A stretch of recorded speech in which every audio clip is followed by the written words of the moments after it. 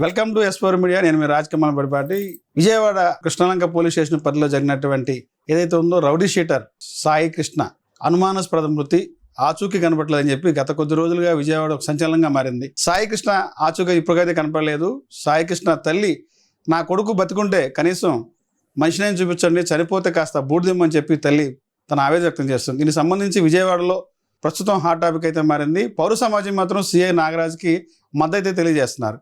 ఎవరైతే ఉన్నారో rowdy sheeter అనేవాడు ఇలాంటి వాళ్ళు, ఆయన సిఐ నాగరాజు వల్లే ఈ రోజున కృష్ణలంక ప్రాంతం అంతా కూడా చాలా ప్రశాంతంగా ఉందని చెప్పి కూడా ఈ స్థానికులైనటువంటి ఎవరైతే ఉన్నారో ఈ కృష్ణలంక పరిధిలో ఉన్నటువంటి పోలీస్ స్టేషన్ పరిధిలో ఉన్నటువంటి స్థానికులంతా కూడా నాగరాజు మద్దతు తెలియజేస్తున్నారు. అసలు విజయవాడలో ఏం జరుగుతుంది? మనతో పాటు ఉన్నారు కాంగ్రెస్ పార్టీ సీనియర్ నాయకులు నిమ్మల జ్యోతి గారు మనతో పడుతున్నారు. మేడం నమస్తే. నమస్తేనండి.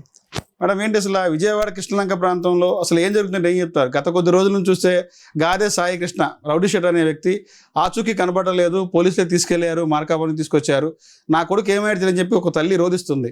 మరోపక్క పౌర సమాజం స్థానికులు మీరు కూడా సిఐ నాగరాజు మీద అన్యాయంగా కేసులు బనాయించొద్దు, సేవ్ పోలీస్ అంటున్నారు. అసలు ఏం జరుగుతుంది విజయవాడలో?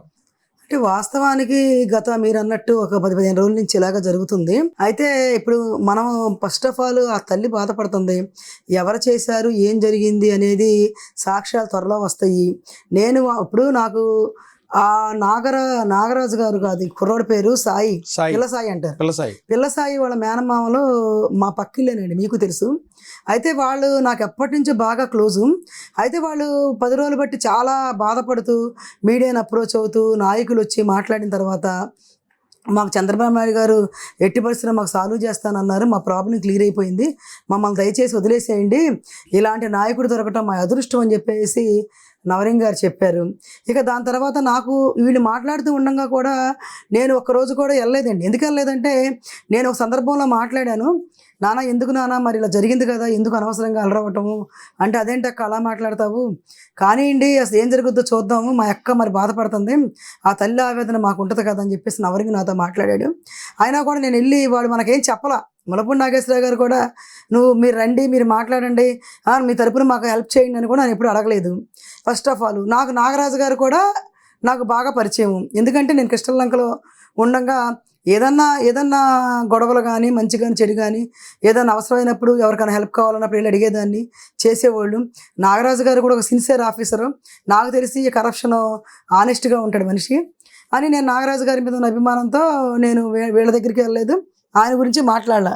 కానీ నా మనసులో అయితే నేనే తప్పు చేస్తున్నానేమో, నాగరాజు ఒక సిన్సియర్ ఆఫీసరు, ఇతను చనిపోయిన వాళ్ళు మనం ఎలాగో తీసుకురాలేము, ఏం జరిగిందనేది వాళ్ళు కోర్టుకి వేశారు ఆల్రెడీ, సాక్ష్యాలు బయటకు వస్తే ఆయన శిక్షిస్తారు, లేకపోతే ఆయన సేవ్ అవుతాడు.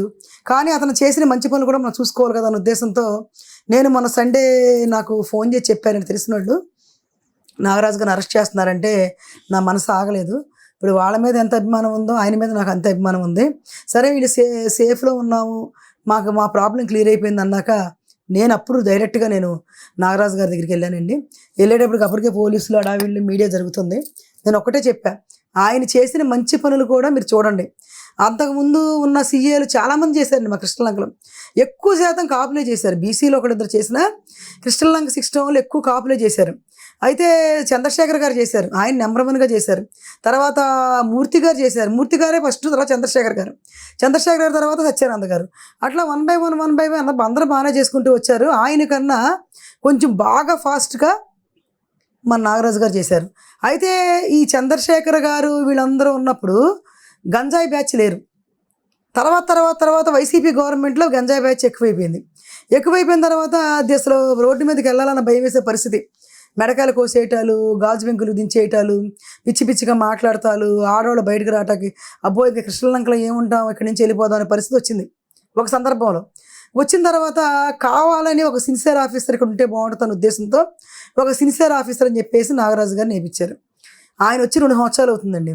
ఈ 2 సంవత్సరాల్లో నాకు తెలిసి అసలు ఏరులై పాగుతున్న గంజాయి ముఠాని అరెస్ట్ చేయటం, అసలు ఎక్కడెక్కడోళ్ళో అసలు ఇక్కడి నుంచి వెళ్ళిపోయారు, ఆ స్క్రాప్ మొత్తం వెళ్ళిపోయారు భయపడిపోయి.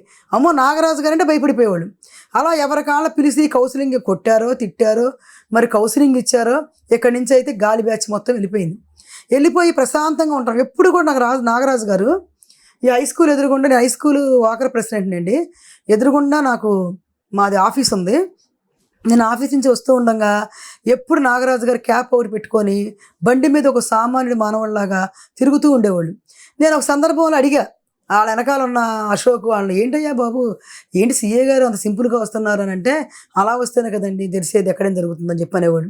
తర్వాత మా వాచ్మెన్ వాళ్ళు కూడా హై స్కూల్లో, అమ్మ ఇప్పుడు ఎవరు లోపలికి రావట్లేదు, చాలా ప్రశాంతంగా ఉంటుంది ఇప్పుడు ఈ గవర్నమెంట్ వచ్చిన కాడి నుంచి అని చెప్పేసి మా అక్కడ ఉన్న ఆయా అలాగే వాచ్మెన్లు వాళ్ళు చెప్తూ ఉండేవాళ్ళు. సరే ఆటోమేటిక్గా ఆ నోట అసలు సీఏ వచ్చినాక కృష్ణలంక బాగుంది, రాణిగారి తోట బాగుంది, మొత్తం 6 డివిజన్లు 7 డివిజన్లు బాగున్నాయి, ఆయన పరిధిలో ఉన్నాయన్నీ అని చెప్పేసి అనుకుంటూ ఉన్నారండి. సరే మేము కూడా మంచి వ్యక్తి అనుకున్నాము, అన్నీ చూస్తున్నాము, ఎక్కడ ఏ ఇబ్బందులు లేవు, ఒక ప్రశాంతమైన వాతావరణంలో ఉన్నాం మేమందరం. చక్కగా 12ంటికి వెళ్ళినా 1 గంటకి వెళ్ళినా బయటికి, లేకపోతే 1 గంటకు వచ్చినా ప్రశాంతంగా ఏ భయం లేదు.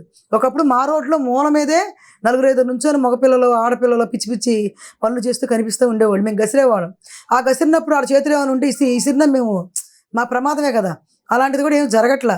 కానీ ఇప్పుడు రీసెంట్గా ఏంటంటేనండి రాజకమల్ గారు, నేనంటే వచ్చాను, సరే మీరు కొంతమంది నన్ను కామెంట్ చేస్తున్నారు, కామెంట్స్ అంటే సాయి కృష్ణ ఉదాంతం జరిగిన తర్వాత కన్నీరు గాచినటువంటి చాలా మంది మీలాంటి వాళ్ళు కూడా చాలా మంది అయ్యో పాపం అని చెప్పి అన్నారు. ఆ కుటుంబాన్ని ఓదార్చే పరిస్థితి కలిశారు.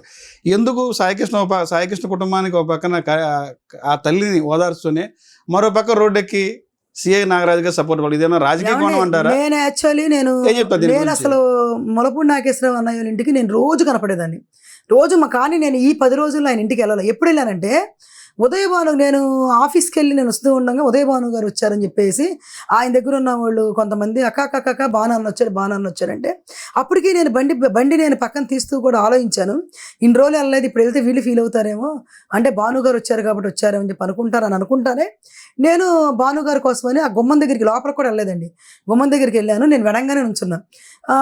మన తమ్ముడు నవరింగ్ అన్నాడు, అక్క రాక్క, నువ్వు మా సొంత అక్క అన్నాడు. నేను గబుక్రీలు పక్కన నుంచున్నాను. నేను అసలు ఏం మాట్లాడలేదు, స్పీచ్ కూడా ఇవ్వాల. సరే ఇదంతా అయిపోయింది. ఆ రోజు ఇక తెల్లారి ఇక ఈయన అరెస్ట్ చేస్తారంటేప్పటికి సండే పూట నేను ఇక్కడికి వెళ్ళాను. అయితే నేను ఉద్దేశం ఏంటి, నాకు ములపూడి నాగేశ్వరరావు వాళ్ళు శత్రువులు కాదు, వీళ్ళు మిత్రులు కాదు, కాకపోతే ఇద్దరు నాకు తెలిసిన వాళ్ళే, ఇద్దరు 2 కళ్ళు అంటాడు. వీళ్ళకి న్యాయం జరిగింది కాబట్టి ఈయన నాగరాజుకు కూడా న్యాయం జరిగితే బాగుంటుందన్న ఉద్దేశంతో ఒక మంచి ఆఫీసర్ని కోల్పోతున్నాం. ఇప్పుడు ఇలా ఏమంటే ఇప్పుడు ఈయన అరెస్ట్ చేశారనుకోండి సపోజ్, ఆ చట్టాలు ఏమైపోతాయి ఇంకా మీరు చెప్పండి ఒకసారి. ప్రతి ఒక్కరికి ఇదే పరిస్థితి అవుద్ది కదా. అంటే మీరు చెప్పేది బాగానే ఉంది, సిఐ నాగరాజు వల్ల ఈ ప్రాంతం అంతా ప్రశాంతంగా ఉందంటున్నారు. అంటే ఒక రౌడీ షీటర్ అయితే మాత్రాన ఒక వ్యక్తిని చంపే అంత అధికారం ఉన్నాయంటారు? కాదండి, చంపారనేది ఇంకా నిర్ధారణ అవ్వలేదు కదా రాజకమల్ గారు. అంటే మనిషి ఇంకా నా కొడుకు ఎక్కడ అని చెప్పి తల్లి ఎక్కడ అంటే మరో పక్కేమో ఏం జరిగింది అనేది ప్రముఖ న్యాయవాది జడా శ్రావణ్ కుమార్ గారు కూడా ఏం జరిగింది, ఎక్కడ తీసుకొచ్చారు, ఎలా వెళ్ళారు అని మొత్తం ఆయన చెప్తూ ఉన్నారు. ఒక సిట్ విచారణ జరుగుతుంది. మరి ఒక పక్క తల్లి నా కొడుకు ఎక్కడని చెప్పి రోధిస్తుంది, మరో పక్క మీలాంటి వాళ్ళు ఏమో పౌర సమాజం స్థానికులు ఏమో సిఐని కాపాడాలని చెప్పి ఉద్యమాలు చేస్తున్నారు, నిరసన తెలియజేస్తున్నారు.